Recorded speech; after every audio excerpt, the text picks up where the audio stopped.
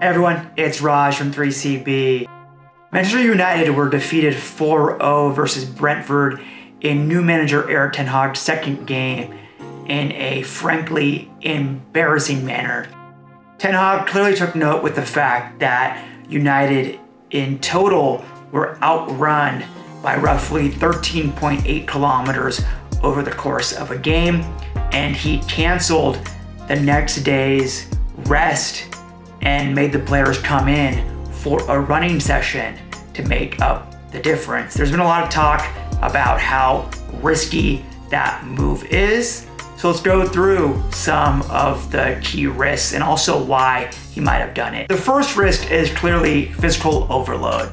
The team had not only played the day before, but they played the late afternoon evening game starting at 5:30, and the running session took place at 9 a.m. or it started at 9 a.m. So it's a very, very quick turnaround. The second key factor here is the temperature.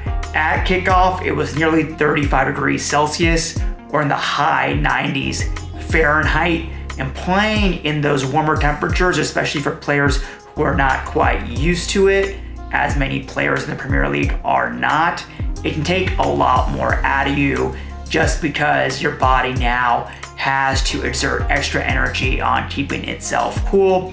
And you also need to focus on hydration, which is part of why the Premier League implemented those 1-minute water breaks for the weekend. Further, it was in the mid 20 Celsius, high 70s when the running session began, which is obviously not as hot as kickoff, but it's still relatively warm, which again leads to higher exertion. In terms of mitigating some of these risks, firstly, I'm almost positive the sports science and medical staff signed off on Ten Hag doing this. I do imagine that once the staffs got wind, they started preparing the players with proper hydration and nutrition for the session. Further, it does take place early on in the season, so overall fatigue and load on the players is low.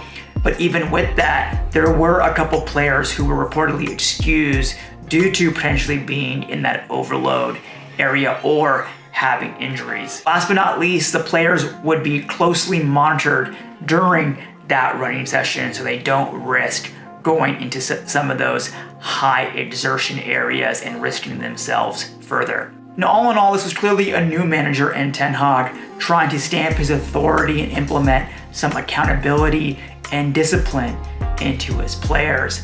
Further, if there was a significant risk for player injury or heavy fatigue, it's almost assuredly that the session wouldn't have happened.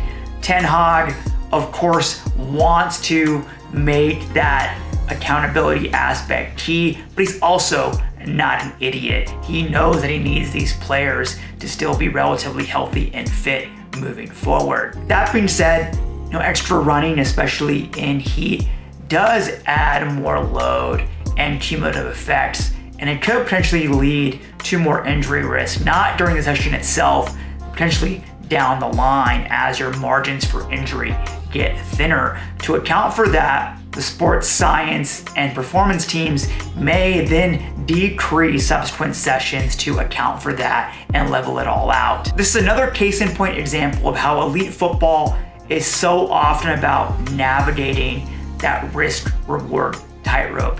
You have a manager who's coming in and wants to hold players accountable and make changes, but at the same time, the sports science and medical staffs have to, of course, uphold their own responsibilities, but they also have to take into consideration the manager's wants as well.